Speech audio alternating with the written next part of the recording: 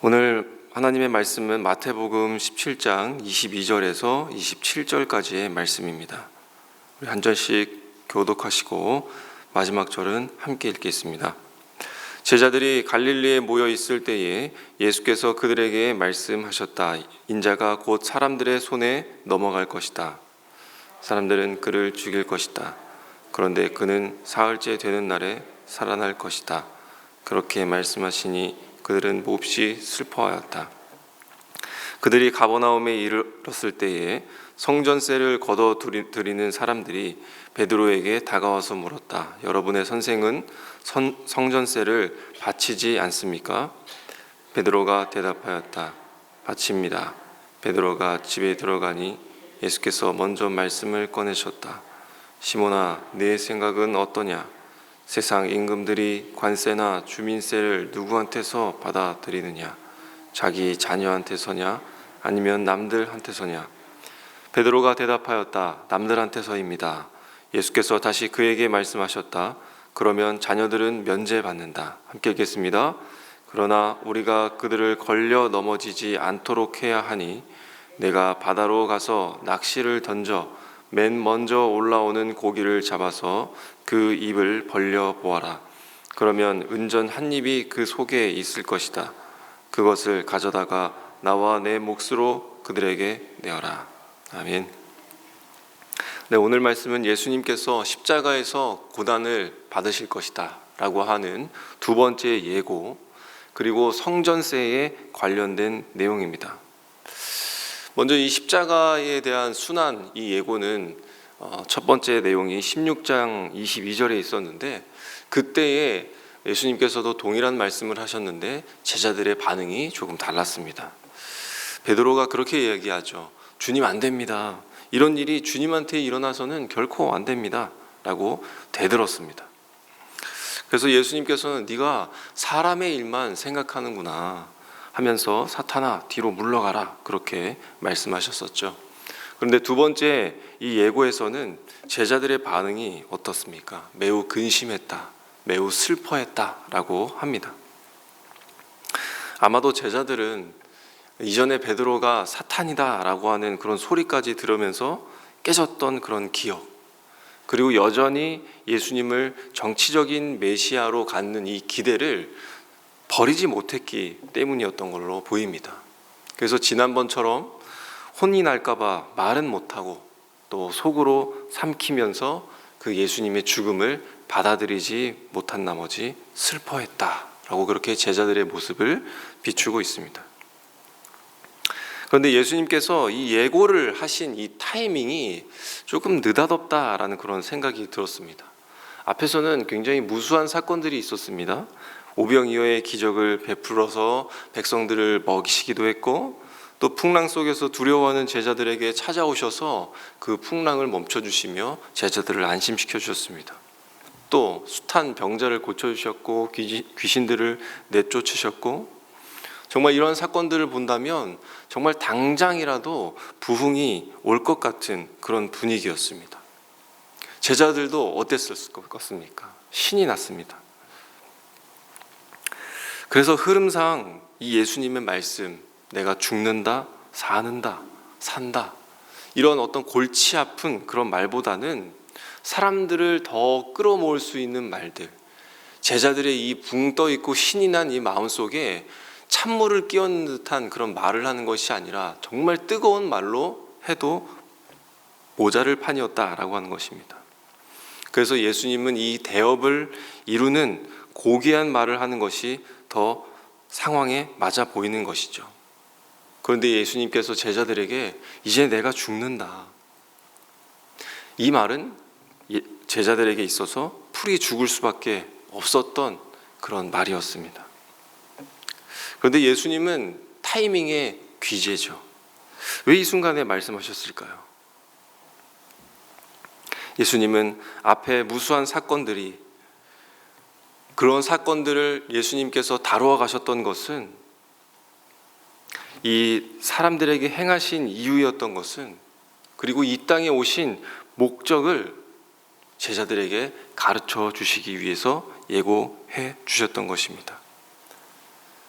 그들을 고친 것도, 귀신을 내쫓은 것도 내가 이 사람들을 위해서, 내가 죽기 위해서 왔다. 그러나 내가 부활한다. 그리고 이 일은 이 땅에 하나님 나라가 되게 하기 위한 분명한 목적 때문이었다. 제자들에게 그렇게 가르쳐 주신 것입니다. 제자들에게 가르쳐 주신 또 하나의 이유는 이 예수님의 죽음이 결코 당한 죽음이 아니다라는 것입니다. 자발적으로 일어난 하나님의 계획 안에서 진행된 사건임을 분명히 하시기 위해서 가르쳐 주신 것입니다. 그러니까 마치 예수님이 힘이 없어서 정치적인 외압에 견디지 못해 마지못해 죽은 것이 아니라 정확한 목적인 그 구원의 완성을 위해서, 우리의 생명을 위해서, 그리고 이 모든 것의 주체가 되시는 하나님이 정하신 때에 이루어질 것을 예수님께서는 선포하는 것이죠. 그 다음에 나오는 이야기는 어떤 이야기였습니까? 성전세입니다. 이 성전세는 이스라엘 백성 중에서 20세 이상의 남성들에게 부과되는 세금입니다.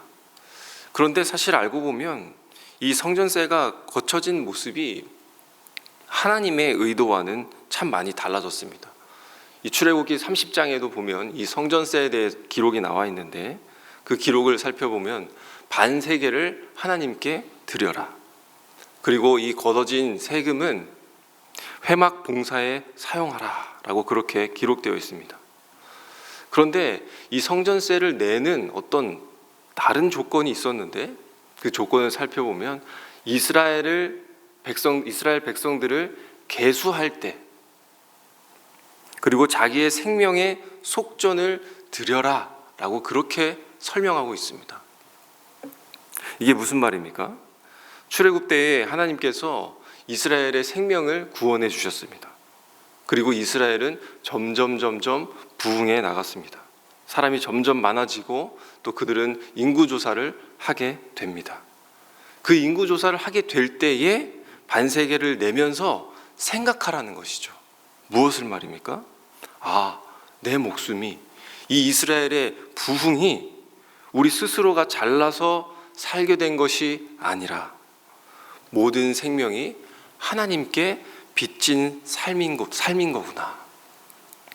이 일을 망각하지 말고 기억하라는 그런 하나님의 말씀이 있었다는 것이죠.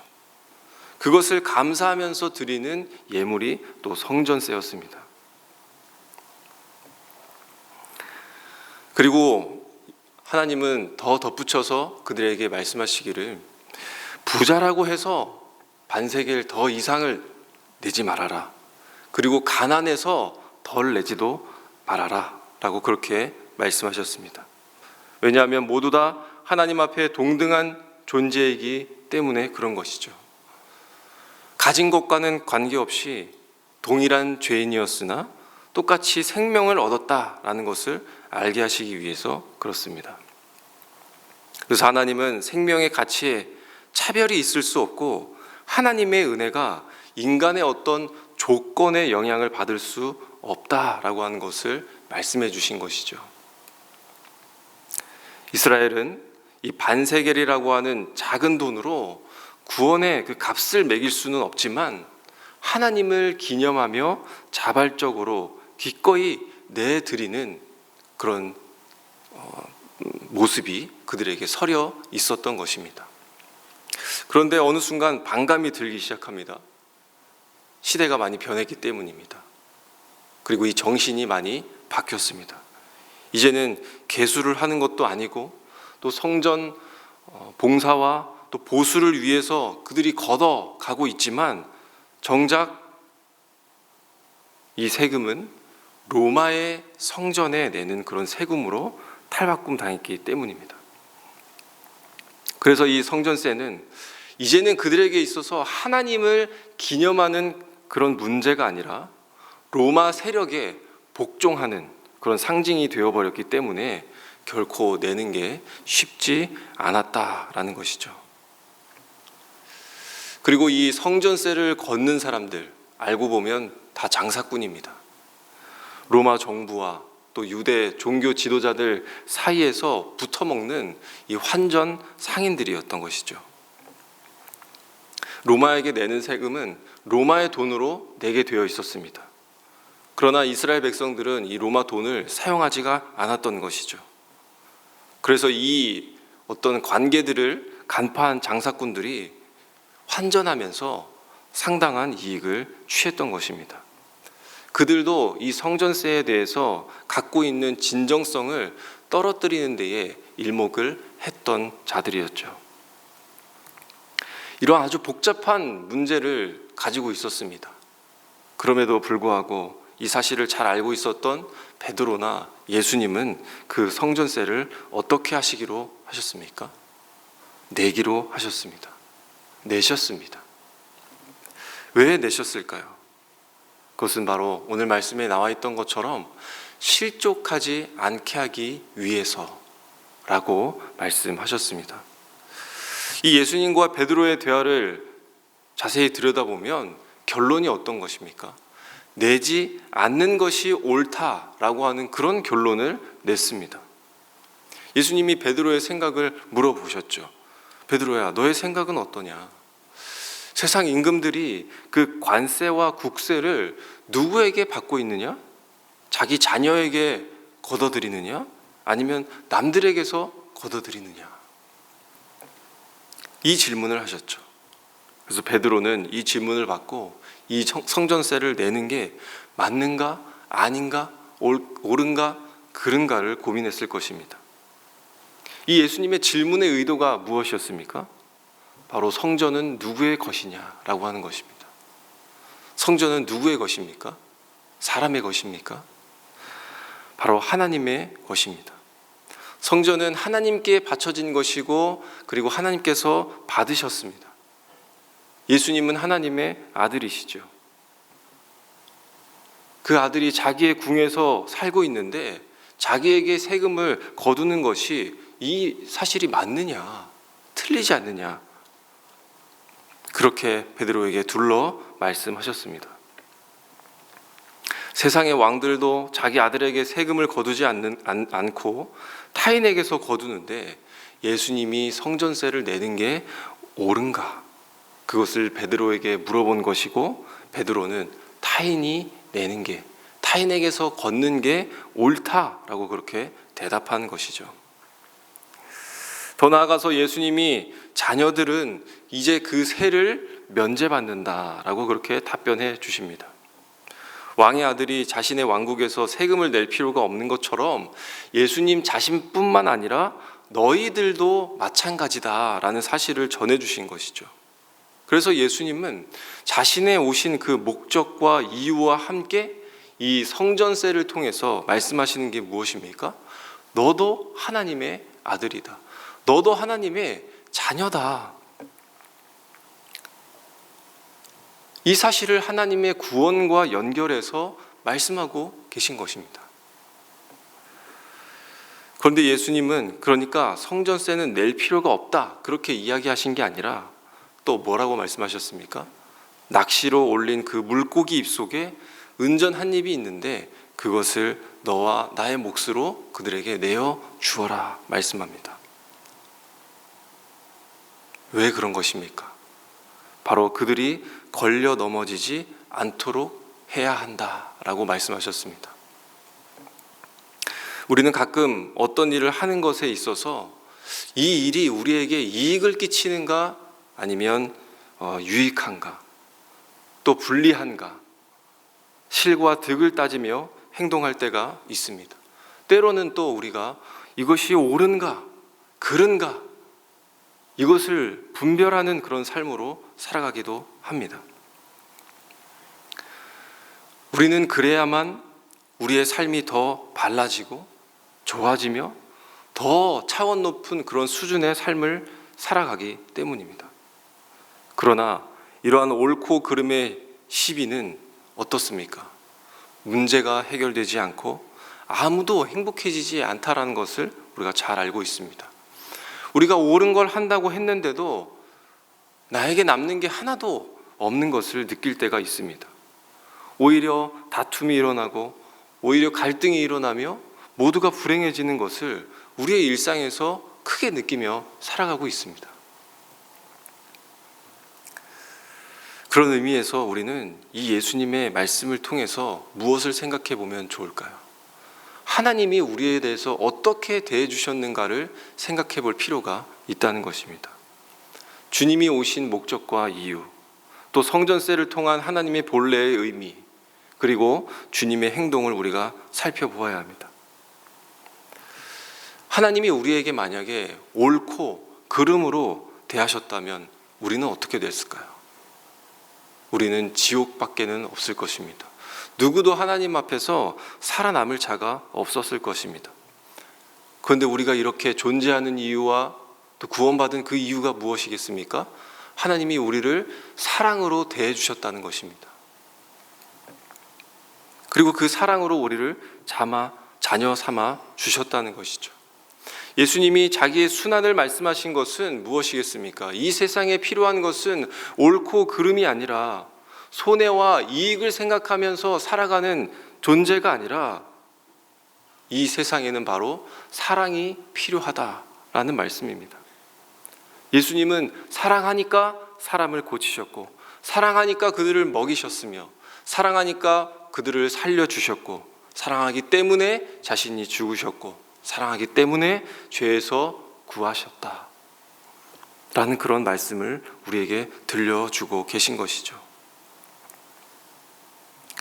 성도님들, 우리가 모든 일에 있어서 사랑이 빠진 마음으로 말을 하고 생각하고 행동한다면 그것이 아무리 옳은 일이라 할지라도 하나님의 의를 이룰 수는 없습니다. 모든 것이 깨어질 뿐이죠. 고린도전서 13장 말씀에서도 뭐라고 이야기하고 있습니까? 우리가 아무리 옳고 대단한 일을 할지라도, 심지어 산을 옮길 만한 믿음이 있다 할지라도 사랑이 없으면 아무것도 아니다, 아무 유익이 없다, 그렇게 바울이 고백했지 않습니까?